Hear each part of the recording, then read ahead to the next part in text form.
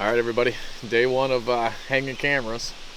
We ended up coming back to one of my favorite spots to hunt. It is the spot that I killed my first buck at with my bow. Got back here to the spot we planned on doing the opening interview at, and the first thing I noticed is it's all been burnt down from last year. They did a seasonal burn back here, so it looks completely different. I have never seen it look like the way it looks right now. It's a good thing I brought cameras. Super interested to see how this is going to change the deer's travel routes. The more I think about it, it's going to pinch them down into certain areas, which could be good, could be bad, because other hunters might be able to pick up on that. Super simple. This is an area that kept other hunters out because it was thick and nasty, and now it's just an open field. So cool thing is I'm going to be able to see all the individual trees that I can actually set up in before this all grows back within these next couple of years. So I'll be able to definitely dial in on areas that I can set up in. But other than that, right now it's just essentially a fresh area for me to scout again. This is going to be crazy. So here we go.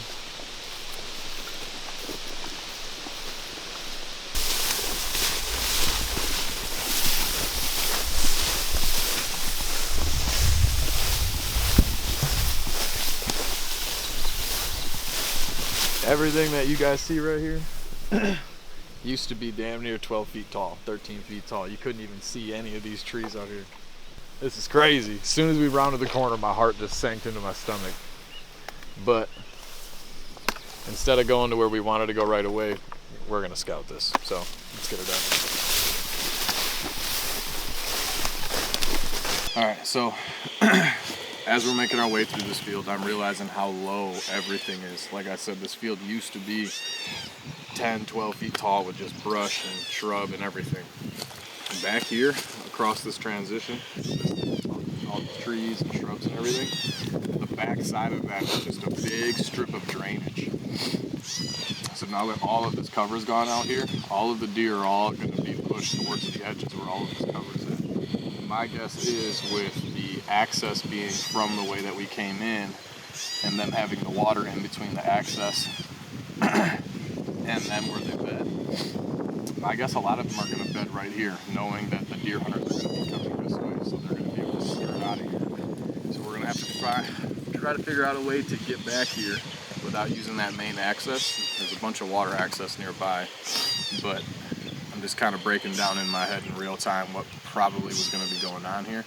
There's a lot of buck sign from the pass that I know that we're heading to, so we'll check that out and see if that's still able to hold any deer in there. It looks really good from where we're at right now, but at some point we're going to come back here and see if we can't find any established bedding that they've already have established since they've cut this down, and let's go off of there. So just trying to break it down.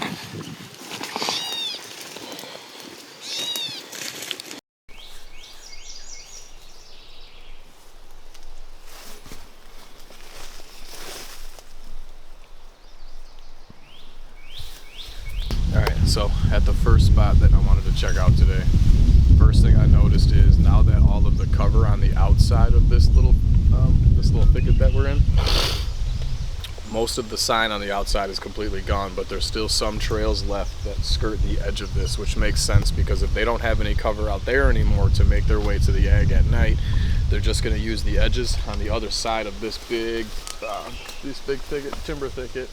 Is just a pond that eventually fills up more over the season.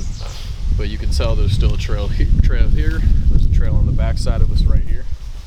So they might bed back here. I don't think anything sure is necessarily going to bed back here. So coming back here, I know from experience the farther up here is going to be more bedding, bigger bedding. But if they're going to make their way this way in the evening, this might be the first spot to set up on them at, especially with these trails already being beaten in the early season. So we'll mark it. I'm still debating on hanging a camera here or hanging a camera farther back into the where I suspect that they're coming from. So just wanted to note that. Yeah,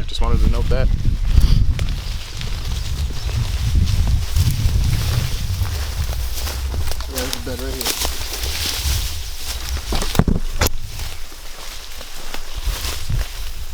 Sure, still bed in here. Like I said, I don't think anything mature will be.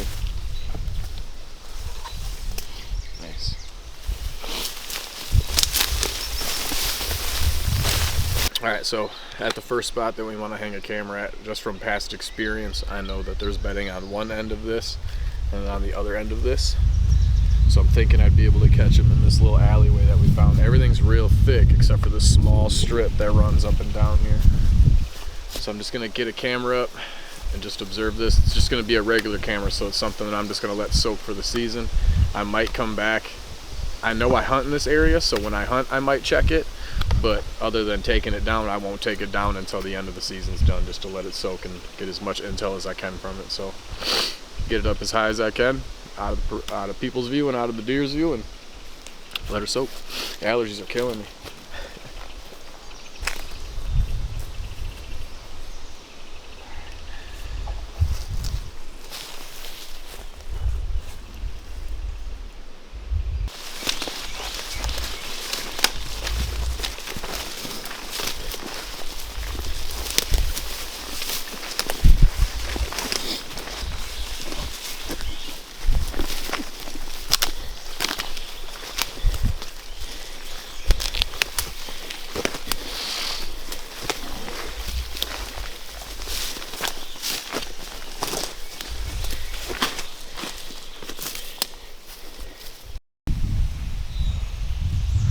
Well, we're near the second spot that I wanted to be at. Got in here, found a bed first thing. I planned on last season when I came through here on putting the camera in here early season. I just can't find the exact tree it was. We're gonna make our way around this and see if we can't find any more bedding. But that's good sign. That lets me know that what I was seeing last year was right.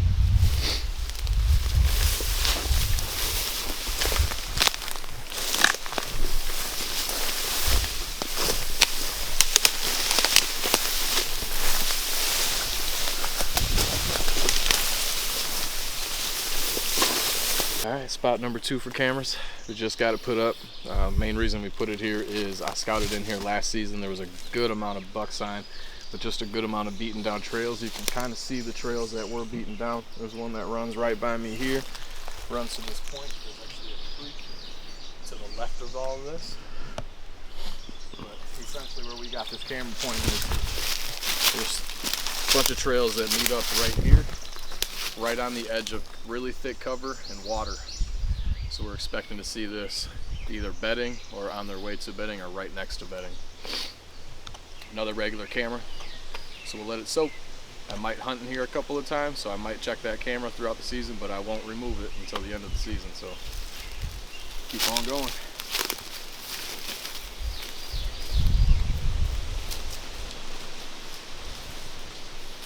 These tracks.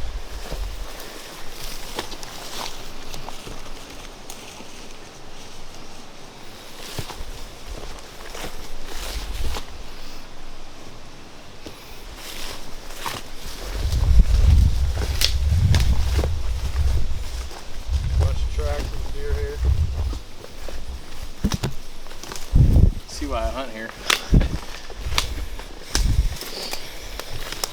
There's a deer here right in that thing. Nice little track.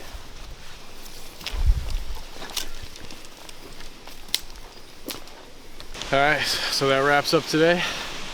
Ended up hanging, what, 4 cameras? Yeah, 4 cameras. Showed you guys 3 of them. We didn't show you the last one just because it's in an area that I try to keep as private that I can for public land. Super excited about the fact that this is completely different this year. The fact that they burned all of this, it's really created pockets for the deer to stay in just because of the fact that there's no cover. Ended up kicking that doe up and then ended up kicking that fawn up. We kicked the fawn up. I mean, I almost damn near stepped on it. That was pretty cool.